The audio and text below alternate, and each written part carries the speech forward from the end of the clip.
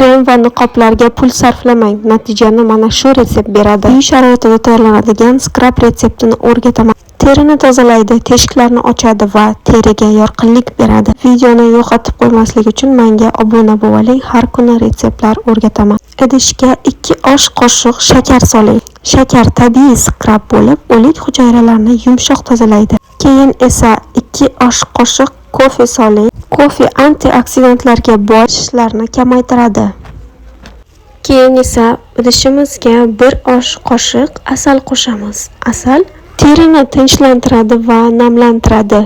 Asalga allergiyangiz bo'lsa, siz asal qo'shishingiz shart emas.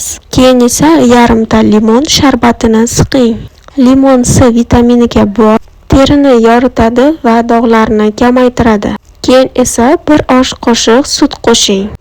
Sutdagi sut kislotasi terini yumshoq tozalaydi va oziqlantiradi.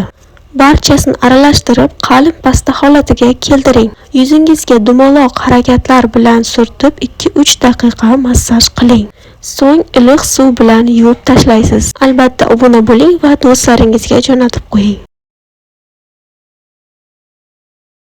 Shampun emas, aynan mana shu sprey sochlarni o'stiradi. Agar uzun va sog'lom soch xohlasangiz, unda shu videoga like bosib saqlanib qoling va do'stlaringizga jo'natib qo'ying. Zo'r retsept o'rgataman. Bozorlarda sotadigan quruq rozmarinni 1 qoshiq solasiz va 1 qoshiq gvazdika solib, ustiga 1 stakan iliq suv quyasiz. Ustini qopqoq bilan yopib, 2-24 soatga qoldirasiz. Damlanishi kerak. Qaynatmang, chunki qaynash moddalarni yo'qotadi. Olib, sprey idishiga soling va haftasiga 4-5 marta sochlaringizga, ildizlariga sepib yuring. Yuvish shart emas. Do'stlaringizga jo'natib qo'ying va obuna bo'ling. Har kuni retseptlar o'rgataman.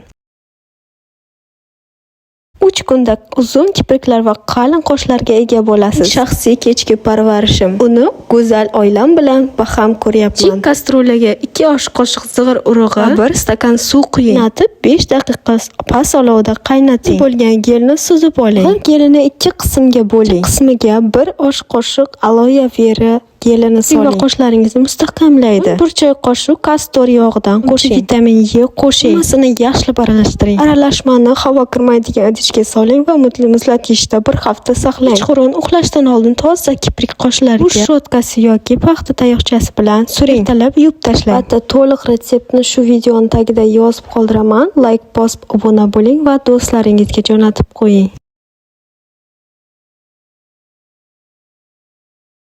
Bu retseptni haddan tashqari juda ko'p ishlatmang, chunki bu soch o'sishini juda tezlashtiradi. Bugun sizlar bilan xitoyliklarning uzun, qalin va sog'lom sochlar siri bilan bo'lishaman. Videoni saqlab qo'ying va do'stlaringizga jo'natib qo'ying. 2 qoshiq guruchni idishga solib, uni yaxshilab yuvib, ustiga 1 stakan suv quying. Aralashtirib, kamida 3 soatga qoldiring. 3 soatdan so'ng suvni suzib oling va boshqa idishga quying. Idishni yopib, fermentatsiya bo'lish uchun 1 kechaga yoki 12 soatga qoldiring. Keyin esa o'sha qoldirgan guruchingizga kastor, kokos, zaytun yog'laridan 1 qoshiqdan solasiz. Agar sochingiz yog'li bo'lsa 1 choy qoshiqdan solasiz. Agar quruq bo'lsa, unda bitta katta qoshiqdan solaverasiz. Siz yuvmasingizdan oldin 2 soatga qoldirasiz va keyin yuvib tashlang yoki kechasiga surib, keyin ertalab yuvsangiz bo'ladi. Bunda bo'ling, har kuni retseptlar o'rgataman.